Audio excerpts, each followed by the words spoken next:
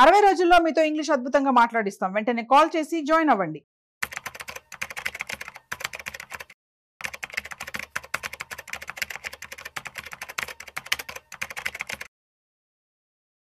నమస్తే, welcome to Suman TV. నేను Udayasri.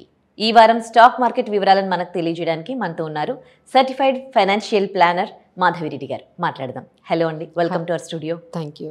So ఈ వారం స్టాక్ మార్కెట్లు ఈ వీక్ ఎలా ఎండ్ అయ్యాయండి?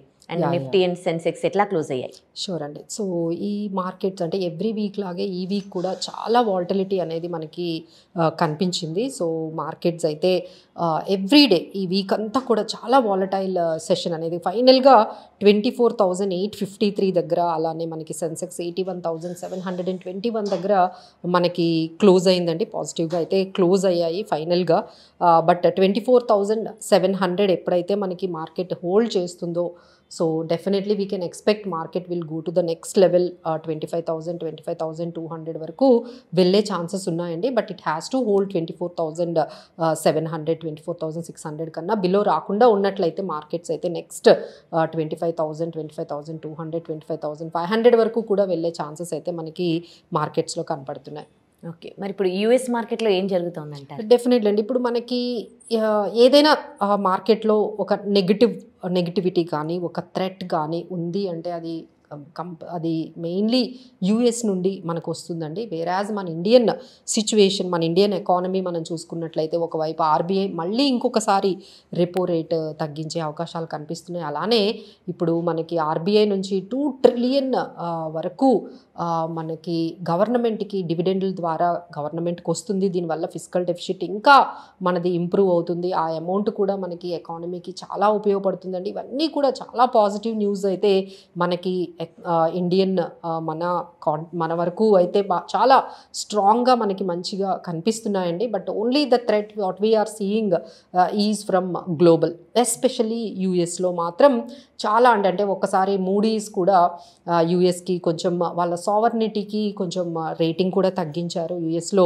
డెట్ సిచ్యువేషన్, డెట్ ప్రాబ్లం అనేది చాలా ఎక్కువగా ఉంది అనేది, అక్కడ యూఎస్ డెట్ ఇష్యూస్ అనేవి పైలప్ అవుతున్నాయి. సో మూడీ రేటింగ్ కూడా తగ్గించారు యూఎస్ కోసం. అది ఒక మనకి నెగిటివ్ న్యూస్ కనపడుతుంది. అలానే వాళ్ళ బాండ్ ఈల్డ్స్ కూడా ఒక్కసారిగా పెరిగిపోయాయి. సో వాళ్ళ ట్రెజరీ ఈల్డ్స్ అయితే ఏవైతే ఉన్నాయో ట్రెజరీ వాటికైతే అంటే డిమాండ్ అనేది చాలా తగ్గింది. So and they are proposing some tax cuts కూడా యూఎస్లో వస్తున్నాయి. సో ఇవన్నిటికీ ఏంటంటే యూఎస్ ఏ విధంగా రెస్పాండ్ అవుతుంది, అక్కడ ఒక్కసారిగా అక్కడ కూడా మనం వాలటిలిటీ అనేది చూస్తున్నాము. సో యూఎస్లో ఏదైతే జరుగుతుందో దాని ఇమీడియట్ ఇంపాక్ట్ అన్ని కంట్రీస్ మీద ఉంటుందండి. ఎస్పెషల్లీ ఇండియా మీదే కాదు, ఏషియన్ కంట్రీస్ మీద కూడా ఈ ఇంపాక్ట్ కనిపిస్తుంది. అలానే ఇంకా మన టారిఫ్స్ అయితే ఇంకా అది కంప్లీట్గా కూడా అది కూడా క్లారిటీ రాలేదు. సో టారిఫ్స్ ట్రేడ్ మనకి అగ్రిమెంట్స్ అయితే జరుగుతున్నాయి. When it comes to other కంట్రీస్తో మనం పోల్చుకుంటే మన కంట్రీస్ అయితే కొంచెం పాజిటివ్గానే మనం వెళ్తున్నాము. Maybe it could be a positive side from US నుంచి మనకి పాజిటివ్గా ట్రేడ్ అగ్రిమెంట్స్ జరుగుతాయని అనుకుంటున్నాము. అలానే 26% తగ్గించాలని మనం కూడా వాళ్ళని అడుగుతున్నాము. So these are all happening అండి. ఒకవైపు ఈ ట్రేడ్ అగ్రిమెంట్స్ కూడా, అలానే జపాన్ కూడా ఆల్రెడీ వాళ్ళు ఈ ట్రేడ్ టారిఫ్స్ వల్ల వాళ్ళ ఎకానమీ కూడా తగ్గిందండి. So their economies also shrinking. అంటే టారిఫ్స్ అనేవి నెమ్మదిగా ఎకానమీస్కి కూడా ఎఫెక్ట్ అయ్యేటట్టుగా మనకి కనిపిస్తున్నాయి. So everyone is concern about these ఈ ట్రేడ్ టారిఫ్ ఇంపాక్ట్. ప్రతి ఒక్క కంట్రీ ఒక్కొక్కలాగా ఇంపాక్ట్ అవుతుంది. ఆల్రెడీ జపాన్ హ్యాస్ టోల్డ్ మా ఎకానమీకి కొంచెం ఈ టారిఫ్స్ ఇంపాక్ట్ అయితే చాలా ఎక్కువగా జరిగింది అనేది వాళ్ళు రీసెంట్గా చెప్పారు.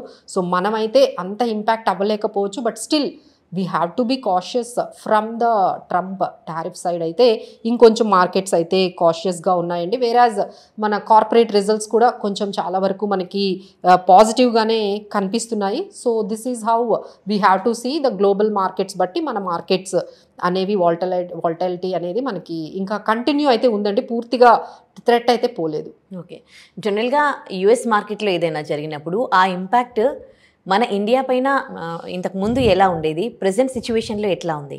సో ఇప్పుడంతా కూడా మనకి గ్లోబలైజేషన్ అనేది ఉంది కదండి. అప్పట్లో మనం ఏంటంటే అంత ఎక్స్పోజర్ ఉండేది కాదు. ఇప్పుడు ఏంటంటే వాళ్ళ దగ్గర నుంచి మనం గూడ్స్ ఇక్కడ ఇంపోర్ట్ అవుతున్నాయి, మన దగ్గర నుంచి గూడ్స్ అక్కడికి ఎక్స్పోర్ట్ అవుతున్నాయి.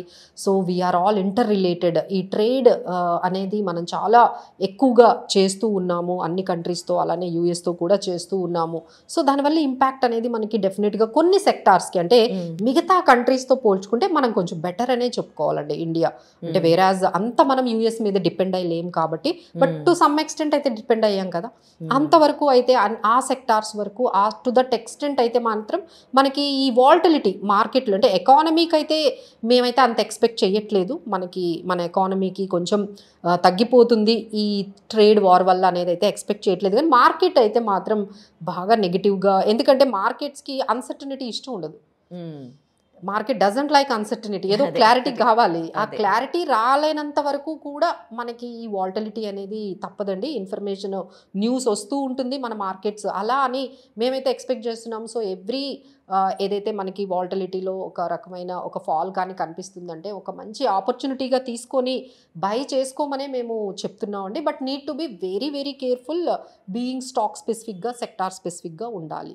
మాధవిరెడ్డి గారు, ఈ వీక్లో ఏమన్నా ఐపీఓస్ లాంచ్ అవుతున్నాయా? సో డెఫినెట్లీ అండి, కొన్ని ఐపీఓస్ కూడా ఉన్నాయి, మనము ఖచ్చితంగా చెప్పొచ్చు. సో దేర్ ఆర్ లైక్ మనకి స్కాలర్స్ బెంగళూరు అని మనకి 26 నుంచి 28 వరకు 3,500 ఐపీఓ ఇష్యూ సైజ్తో వస్తుంది. అలానే ఓపాక్ టెర్మినల్స్ అనే కంపెనీ ఐపీఓకి వస్తుంది. బెర్లైజ్ ఇండస్ట్రీస్ 21 నుంచి 23 వరకు ఉంది. అలానే అరిస్ ఇన్ఫ్రా సొల్యూషన్స్ అనే కంపెనీ 28 నుంచి 30 వరకు అవైలబుల్గా ఉంది, 650 crore వస్తుంది. అలానే స్కోడా ట్యూబ్స్ 28 నుంచి 30 వరకు ఉంది. పోరస్టమ్ ఇన్ఫో సిస్టమ్స్ ఒక ఐపీఓ రాబోతుంది. అలానే బొరానా వీవ్స్ అనేది కూడా మనకి ఐపీఓస్ అయితే మార్కెట్లో ఉన్నాయి. ఏవి బెస్ట్ స్టాక్ సెక్టార్స్ అంటారు చూస్ చేసుకోవాలి? సో డెఫినెట్లీ అండి, ఇప్పుడు ఏంటంటే ఈ మార్కెట్లో మేము అందరం చెప్తున్నాము, ఏ మార్కెట్ ఫాల్ అయినా కొంచెం ఆపర్చునిటీగా తీసుకొని బై చేసుకోమని చెప్తున్నాము.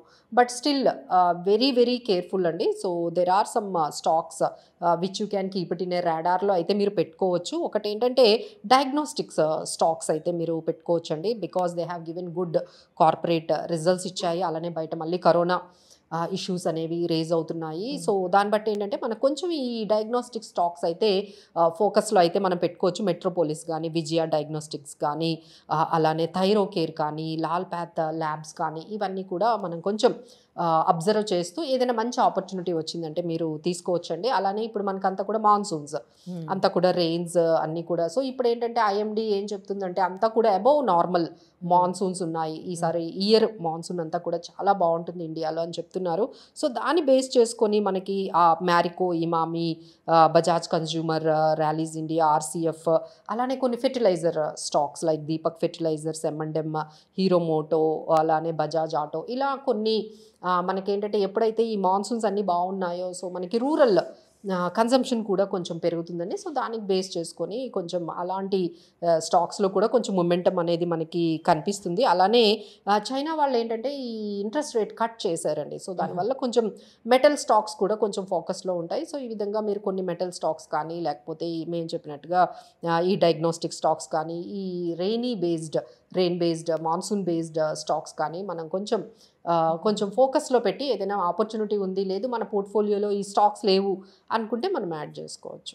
మండే మార్కెట్ ఎట్లా ఉండబోతోందండి? సో డెఫినెట్లీ అండి, అంటే మండే మార్కెట్ అనేది కొంచెం ఇంకా ఈ లాస్ట్ వీక్ ఎలా అయితే వాల్టిలిటీ ఉంటుందో మండే కూడా అదే ఎక్స్పెక్ట్ చేస్తున్నామండి. ఎందుకంటే జియో పొలిటికల్ టెన్షన్స్ మళ్ళీ కూడా మనకి పెరిగాయి. అలా ఇరాన్ కానీ ఇలాంటి కొన్ని రష్యాతో ఉన్న ఇష్యూస్ కూడా అవి ఈ విధంగా కొంచెం మనకి జియో పొలిటికల్ టెన్షన్స్ అయితే అలానే ఉన్నాయి. అలానే ట్రేడ్ డీల్స్ కూడా మనకి ఈ మండేలో మనకు కొన్ని ట్రేడ్ డీల్స్లో కూడా ఉండే అగ్రిమెంట్స్ వల్ల కూడా కొంచెం మార్కెట్స్ వాల్టిలిటీ అనేది మనకి కనిపించవచ్చు. అలానే యూఎస్లో డెట్ ఇష్యూస్ కూడా ఇంకా కంప్లీట్గా అంటే కంప్లీట్గా అవి క్లారిటీ రాలేదు కాబట్టి సో యూఎస్ డెట్ మీద కూడా అంటే అక్కడ రేట్ కట్స్ కానీ లేకపోతే అగైన్ ట్యాక్స్ కూడా చాలా వరకు కట్ చేస్తారు అనేది కూడా ఉన్నది. సో దాన్ని బట్టి యూఎస్ మార్కెట్స్లో ఉండే ఆ వాలటిలిటీ అనేది మనకు కనిపిస్తుంది. సో నెక్స్ట్ వీక్ మనకి ఎఫ్ఐఎస్ బయింగ్ కూడా చూడాలండి. ఎఫ్ఐఎస్ బయింగ్ ఎలా ఉండబోతుంది. లాస్ట్ డే అయితే కొంచెం వాళ్ళు సెల్ చేశారు, but we have to see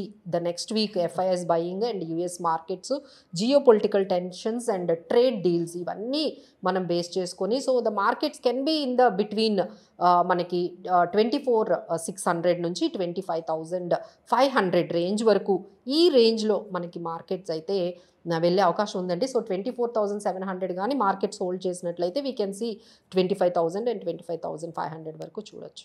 so thank you so much Madhavi Reddy గారు for your valuable suggestions to the viewers. Thank you.